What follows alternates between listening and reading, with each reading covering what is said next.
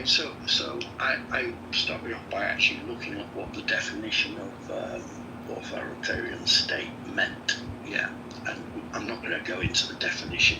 One of the things is a lack of meaningful democratic process. Well, the bottom line is Trump was elected, as you say, by half the nation.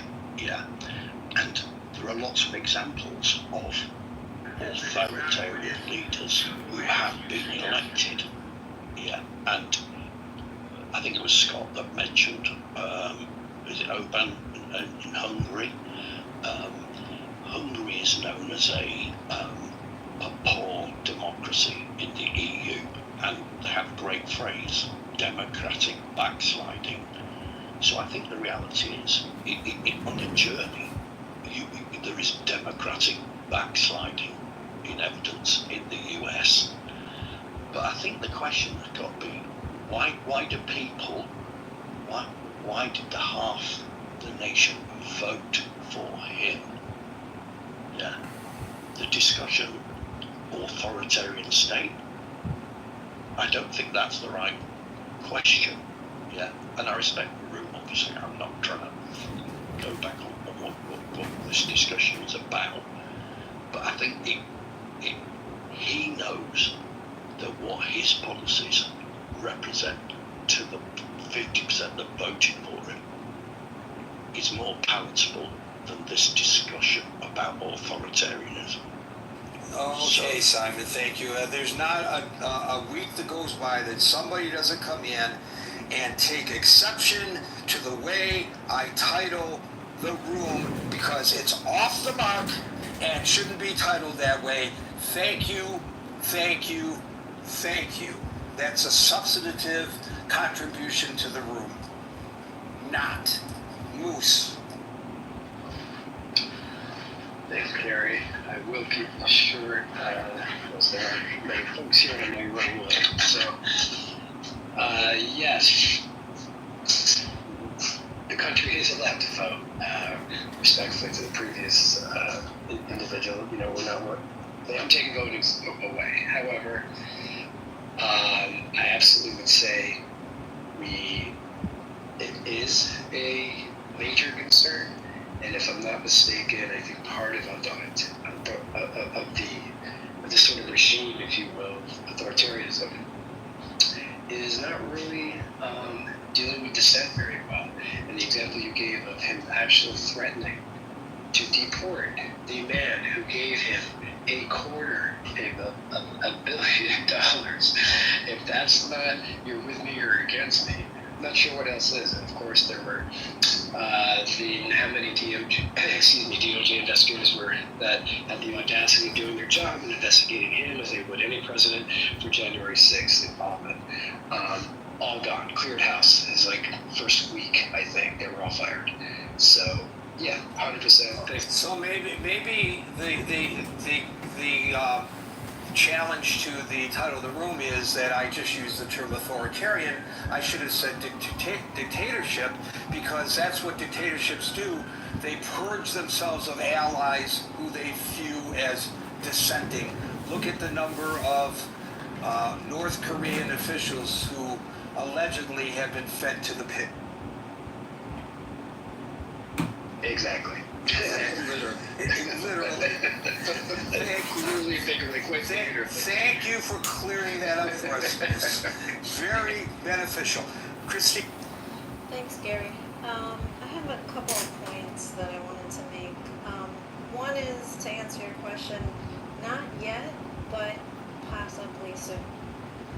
I think that there's a lot of factors in my observation of the years that have contributed to the rise of this possibility.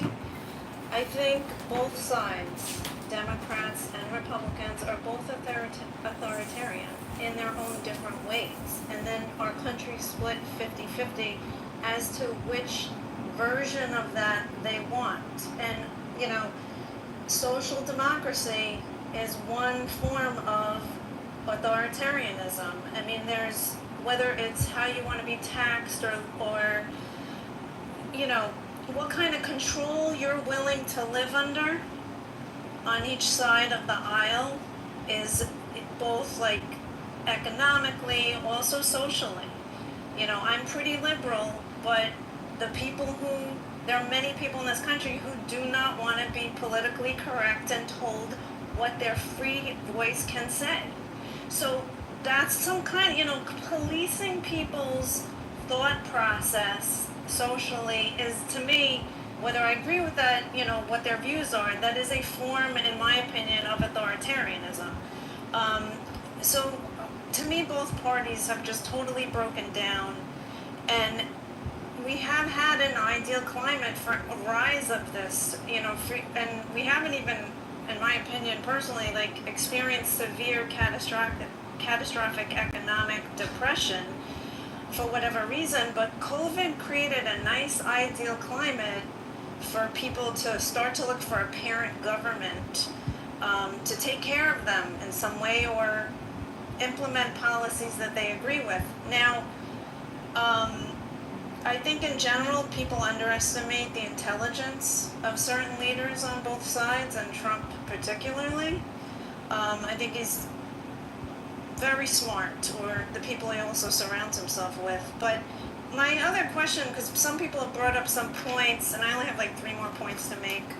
I'm not asking for anybody to respond to this, I'm just thinking out loud, like rhetorically, is how is this different than World War I and II?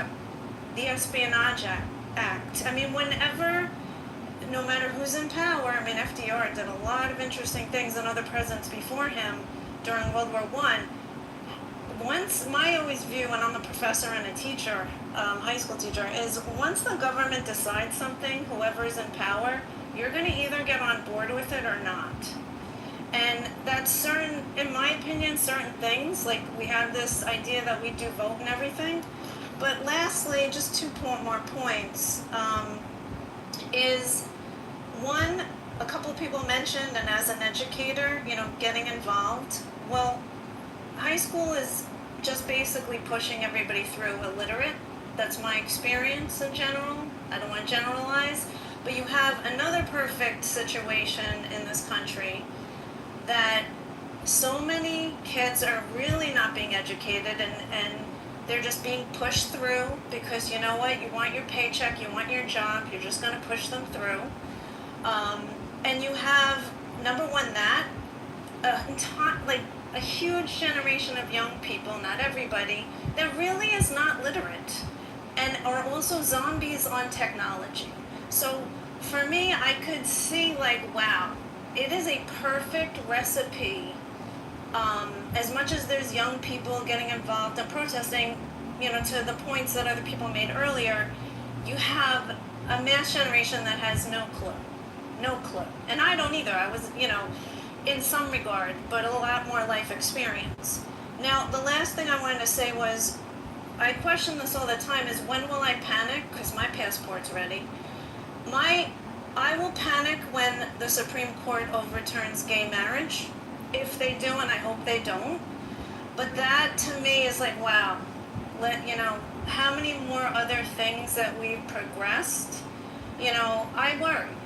That's certain things, like massive things socially that we've progressed towards. And as like Project 2025 and all this stuff, when they really start, and we already saw that with women's reproductive rights, I live in New York, so, I could say, oh, that's great. New York is going to fight that and keep our own laws on the books. But I just want to say lastly, to land my plane, that is what I worry about, and what I'm kind of monitoring is like, one of these big things, when are they going to start to roll back other things to establish a very conservative authoritarian system? Thank you, Gary, for letting me talk.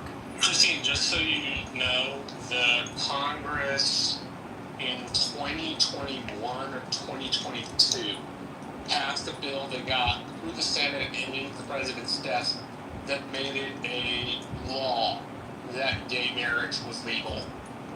If they try to overturn Obergefell v. Hodges, they're going to have to deal with Congress making a law to make that legal. I can't tell you how they'll work it out, but I just thought you'd find that interesting. Thanks, Marsha. You just ruined her travel plans. I can't believe you did that. What a killjoy. Roger. Yeah, Gary, it is a pleasure to be in your room. You are the Bob Woodward of Clubhouse, and we all love you. Also want to say that I thought Christine, despite the fact that I disagreed with a couple of her points, I think that she's one of the more thoughtful liberals that are on this app, and I wish that she would attend more rooms because she always has great contributions. I just wanted to add a quick submission here in regards to conversation that was happening. Christine touched on it, that I think we're being a little short-sighted when we ask if we're becoming an authoritarian state and then assigning all this blame to Trump. One of your mods, Scott, who I love dearly, he said that this is unprecedented, and I just like to talk about how it's not unprecedented, and that how we've always had authoritarian, instincts and behaviors from presidents. And I'll just run through a few very brief ones, and then I will remove myself from the stage. Harry Truman attempted to seize private steel mills during the labor strike. It was ruled unconstitutional in Youngstown versus Sawyer. Barack Obama targeting killing of a U.S. citizen without a trial. I'd say that's quite authoritarian. Andrew Jackson ignored the Supreme Court decision in Worcester versus Georgia and forced Cherokee removal. Trail of Tears, if you guys want to look it up. And then if you go into John Adams, the Alien and Sedition Act. I mean, we were authoritarian before it was hip. He criminalized speech that was critical of the government, allowed for deportation of non-citizens that he deemed dangerous. Particularly, he suppressed the political opponents, mainly the Jeffersonian Republicans, which actually led to him not being reelected, which was pretty cool. George W. Bush authorized warrantless wiretapping of Americans, bypassing the courts, created Guantanamo Bay Detention Center, which held people without trial for years, and used enhanced interrogation techniques, which some people would refer to as torture. Richard Nixon had an enemies list and abused federal agencies. I don't think we have to go too deep into Richard Nixon to know what his problem was, but he did turn the state power into a tool of personal vengeance. Everybody knows that. Woodrow Wilson, Espionage and Sedition Act, which Christine brought up, which criminalized anti-war speech and dissident versus during World War I.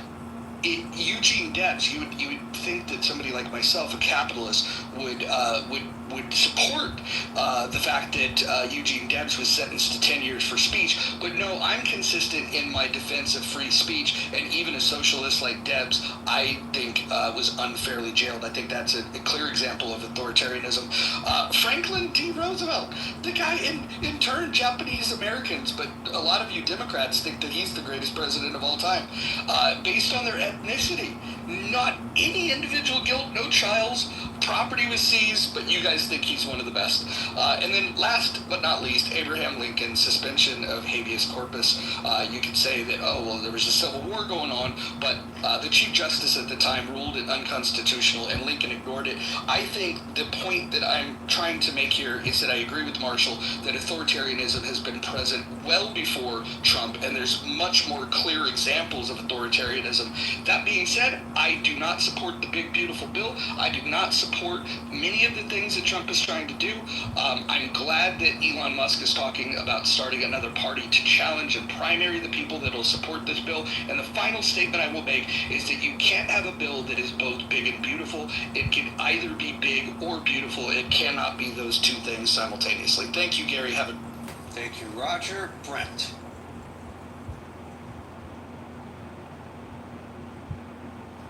Brent. There you are. I surprisingly mostly agree with Roger. We have had multiple times where we have had abuses of the Constitution in the U.S. But kind of that somewhat misses the point